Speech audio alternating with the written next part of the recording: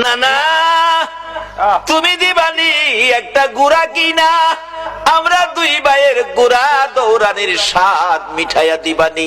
আবু বকর ডাকতেছেন, উমর তুমি কি দেখেছো? উমর বলেন, আমি মসজিদে নববীর বারিন্দার পাশে দাঁড়িয়েছিলাম, আমি দেখি আমার নবী নাতিদয়কে খুশি করার জন্য বারিন্দায় হামাগুড়ি দিলে গুড়ার মতো হইলে দুই ভাই নবীজির পিঠ মুবারকে চড়ে বসছে।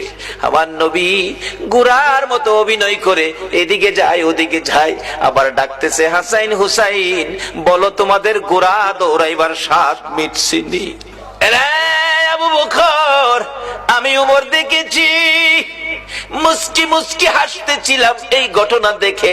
আমার নবী প্রশ্ন করে, এরে উমর হাসতেছো কেন? হুজুর হাসি কি ভাগ্য, হাসাইন হুসাইন কত দামি ঘোড়ার উপর সোয়ার হয়েছে।